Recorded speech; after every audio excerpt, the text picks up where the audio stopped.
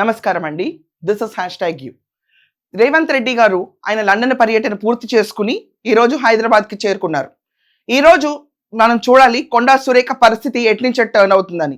హైకమాండే కాదు, majority of MLAs and ministers అందరూ కూడా ఈవిడ్ని మంత్రి పదవి నుంచి బర్తరఫ్ చేయాలని చూస్తున్నారు. ఎందుకంటే ఇది చాలా ఇంపార్టెంట్ మూవ్. కొండా సుష్మిత్ చేసిన వ్యాఖ్యలు ఒక రకంగా రెచ్చగొట్టే వ్యాఖ్యలు. ఒకే టైంలో రాజగోపాల్ రెడ్డి, దాని తర్వాత కొండా సురేఖ కూతురు సుష్మిత, దాని తర్వాత చెన్నారెడ్డి, వీళ్ళందరూ ఎదురు తిరగటం యాదృచ్ఛికమా, కోయిన్సిడెన్సా?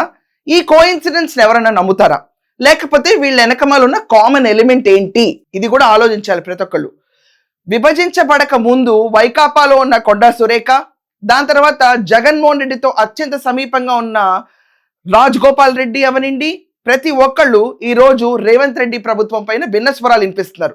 వీళ్ళ వెనకమాల అంటే ఇప్పుడు ఆంధ్రప్రదేశ్లో ఉన్న ముఖ్యమంత్రి చంద్రబాబు నాయుడు గారు రేవంత్ రెడ్డి గారికి పరస్పరంగా మ్యూచువల్ రెస్పెక్ట్ ఉంది. ఇది అందరికీ తెలిసిన విషయం, ప్రాపర్లీ ఎస్టాబ్లిష్డ్. ఆంధ్రాలో మనకు కావాల్సిన వాళ్ళు ఎవరు అని ఏరుకుంది బీఆర్ఎస్ నుంచి మాత్రం జగన్మోహన్ రెడ్డిని. ఆఖరికి జగన్ నిన్న పిఎస్ఆర్ ఆంజనేయులు మీటింగ్కి వచ్చినప్పుడు కూడా బీఆర్ఎస్ వాళ్ళే ఘన స్వాగతం పలికి వాళ్ళ జనాలందరినీ తోలారు.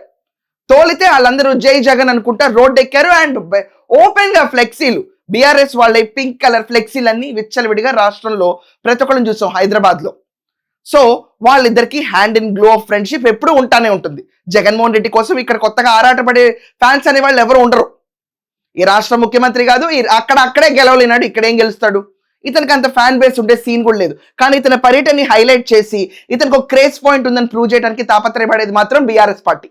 అందరికీ తెలిసిన విషయమే అది. కానీ కొండా సురేఖ కూతురు సుష్మిత చేసిన వ్యాఖ్యలు నాకేనా సంబంధం లేదు, ఒకే ఇంట్లో ఉంటూ కూడా తన కూతురిని రెచ్చగొట్టి ఈవిడే పంపించిందా, మాట్లాడిచ్చిందా? ఇలాంటి ఐడియాస్ కూడా సోషల్ మీడియాలో విపరీతంగా స్ప్రెడ్ అవుతున్నాయి. ఇది కాకుండా ఆవిడ ఒకప్పుడు వైకాపాకు చెందిన వ్యక్తి, దాని తర్వాత ఉమ్మడి ఆంధ్రప్రదేశ్ కోసం ఆవిడ సంతకం పెట్టిన వ్యక్తి. విభజించబడిన తర్వాత ఆవిడ కాంగ్రెస్కి వచ్చింది. కాంగ్రెస్కి వచ్చి ఇక్కడ జాయిన్ అయిన తర్వాత రేవంత్ రెడ్డి మొత్తం క్రౌడ్ పుల్లర్ ఎంటిటీ కింద వర్క్ చేసి కాంగ్రెస్ పార్టీని పవర్ లో తీసుకురావడానికి ప్రధాన భూమిక పోషించిన ఏకైక నాయకుడు రేవంత్ రెడ్డి. లేకపోతే 10 ఏళ్ల కుటుంబ పరిపాలన ఇంకా కంటిన్యూ అవుతూ ఉండేది, నో డౌట్ అబౌట్ ఇట్. ఇలాంటి 10 ఏళ్ల కుటుంబం నుంచి పరిపాలన నుంచి తెలంగాణని బ్రతికి బట్టగట్టి ఊపిరి పీల్చుకునే స్థాయికి రేవంత్ వస్తే కాంగ్రెస్ లోనే కుమ్ములాటలు పెట్టి రేవంత్ రెడ్డి పైన విపరీత అంటే అగైన్స్ట్ స్వరాలన్నీ వినిపించి, ఇది మొదటిసారి కాదు, ఇది వరకు కూడా ఇలాగే రెచ్చిపోయింది సుష్మిత రెడ్డి. అయినా కూడా సుష్మిత పైన యాక్షన్ అప్పుడు తీసుకోలేదు. క్షమించమని కొండా సురేఖ అడిగిన తర్వాత రేవంత్ రెడ్డి కూడా ఫస్ట్ చేయలేదు. కానీ ఇవాళ ఆవిడ క్షమాపణ అడగట్లేదు, అట్ ద సేమ్ టైం కూతురు మాటలు కూడా ఖండించట్లేదు. నాకు సంబంధం లేదు అని కొత్త స్టాండ్ తీసుకుంది. నువ్వు కార్లో కూర్చోబెట్టుకుని తిరిగిన వ్యక్తి ఈ రోజు ఎందుకు గుర్తొస్తలేదు నీకు? అంటే ముఖ్యమంత్రి అయితే కళ్ళు నెత్తికెక్కినాయా అని అడుగుతానా నేను నిన్ను? రేవంత్ రెడ్డి, నువ్వు గాని రేవంత్ ప్రకాష్ రెడ్డి గాని వాళ్ళ తాత గాని వాళ్ళ అయ్య గాని ఎవరైనా గాని నేనే ఇక్కడ ఎమ్మెల్యేని, ఖచ్చితంగా నేనే నిల్చుంటా, నేనే గెలుస్తా. అంటే దీని వెనుకమాల ఎవరి హస్తం ఉంది? జగన్మోహన్ రెడ్డి హస్తం ఉందా? లేకపోతే వీళ్ళని మేమున్నాం మీకు మద్దతు, మీరు దున్నేయండి, ప్రభుత్వానికి ఒక స్టెబిలిటీ లేదు, సీఎం పైన ఇంతమంది ఎదురు తిరుగుతారు, సీఎంని ఎక్కడైనా కార్నర్ చేయాలి అని చెప్పి ఇక్కడున్న గులాబీ శ్రేణులు కూడా ఎంకరేజ్ చేస్తున్నారా అని చెప్పి విపరీతంగా సోషల్ మీడియాలో నడుస్తున్న చక్కర్ల వార్త ఇది.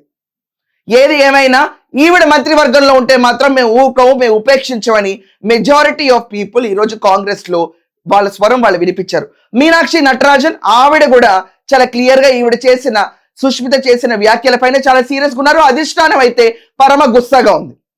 మరి రేవంత్ రెడ్డి గారు వాళ్ళు వచ్చారు కాబట్టి, నిన్న క్రమశిక్షణ విభాగం గాంధీ భవన్ లో మీటింగ్ పెట్టుకుంది కాబట్టి, అండ్ మల్లు రవి గారు కూడా స్టేట్మెంట్ ఇచ్చారు ఏమనంటే మళ్ళీ ఇంకోసారి పరిశీలిస్తామని.